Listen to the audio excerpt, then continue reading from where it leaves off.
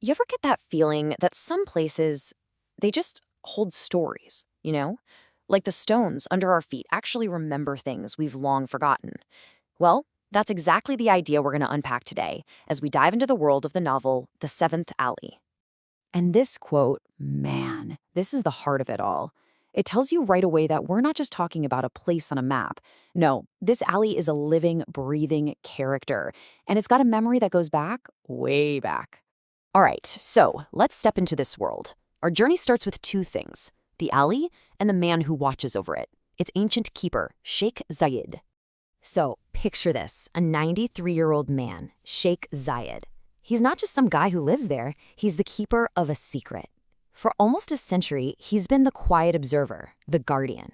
I mean, he's lived there so long, he's basically become part of the alley's memory, woven right into its fabric. And on the wall of his room, there's this mysterious painting.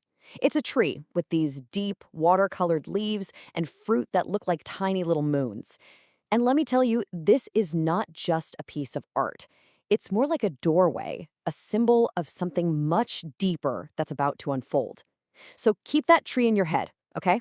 It's absolutely crucial. So, what if a place you've known your entire life just suddenly revealed a path you'd never, ever seen before? Well, that's exactly what happens to Sheikh Zayed. One day, a hidden passage just appears, right where a solid wall used to be. He calls it the Seventh Alley, and the moment he takes that first step inside, well, that's when everything starts to change. Okay, so this isn't just about finding a secret hallway. Discovering this alley uncovers the actual magic that makes this whole world tick. And that brings us to this incredible idea of the collectors of spent time, and a young boy who, believe it or not, holds the key to the alley's very survival. So what exactly are spent hours? It's a fantastic concept. The idea is that our discarded moments, our memories, even our emotions, they cling to objects long after we've thrown them away. Think about it. Nothing is ever really lost. Every feeling, every secret conversation, every big laugh or quiet tear, it leaves a kind of emotional residue. And that residue sticks to things, you know? An old coffee mug, a forgotten photo, a kid's beat-up toy. They're all soaked in these spent hours of life. This is where a young boy named Finger comes in. Now, to the outside world, he's just a kid who collects refuse, trash. But Sheikh Zayed lets him in on a secret. He tells him his real purpose. He's not a collector of junk. He's a collector of hours. So what's a collector's task look like? Well, first, he gathers all these discarded objects. Then he has to sort of sense the hours, the memories trapped inside them. After that, he brings them to the Seventh Alley. And what for? To do the most important thing of all, to nourish that tree of memory. All that trash he collects, it's literally food for the magic of the alley. Okay, so we've got these passages and transformations happening. But this magic isn't just some big, abstract force, right? It has a very real, very personal impact on people's lives. And to really see that in action, we need to meet another resident of the alley, a woman named Soraya. So here's Soraya. She's a widow, and for 30 years, she's been living a life curated by grief. She's been completely trapped in the memories of her late husband, Francois. Her whole home is like a museum dedicated to him, and she's just been stuck there, unable to move on.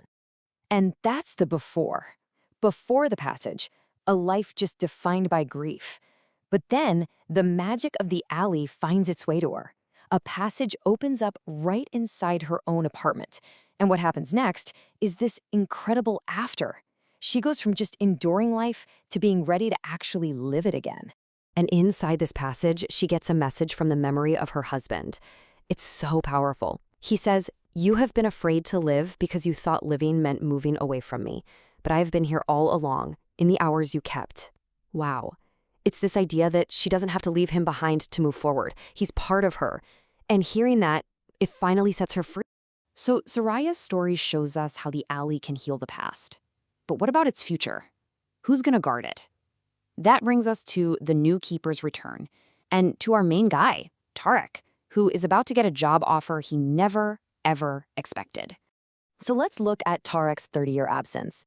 He leaves Cairo back in '93, just feeling like he doesn't belong. He spends the next 3 decades building a life in America, but even there, he feels like a ghost in his own life, just disconnected. It's not until 2026, when his father passes away, that he finally comes back to Cairo, really just looking for answers. and maybe a place to finally belong. His journey eventually leads him to the alley and to Sheikh Syed. And the sheikh drops this bombshell on him. He just looks at him and says, "I have been waiting for you." I mean, can you imagine? Tariq thinks he is just aimlessly wandering, but it turns out his arrival wasn't an accident at all. It was destiny. And then Sheikh Syed says this: "The alley does not choose the right person, it chooses the necessary person. And you are necessary, Tariq Ismail." So all that time Tariq spent feeling like an outsider, like he didn't fit in, that wasn't a weakness. It was his training. It made him the exact person the alley needed to take over as its new keeper. So with Tariq, the new keeper ready to step up, something incredible starts to happen. The city awakens. The magic that was sort of contained within the alley, it begins to ripple out, touching the whole city in these quiet, amazing ways. And what does this awakening look like? Well, it's not like big explosions or flashes of light. It's subtle. The tea from a street vendor suddenly tastes like a forgotten memory. A repairman's old radios start broadcasting lost voices from the past. An old woman's deep grief just melts away into a smile. The people of the alley even begin to dream the same dreams together. It's all those spent hours being released from the tree, healing the community one tiny moment at a time. And Tariq, he finally accepts his role. He sits in that doorway, just as Sheikh Zayed's time comes to an end, and his own watch begins. And in that moment, he finds the home he'd been looking for his entire life. It wasn't a place on a map, it was a purpose. His running was over, and his new job, guiding others, was just getting started.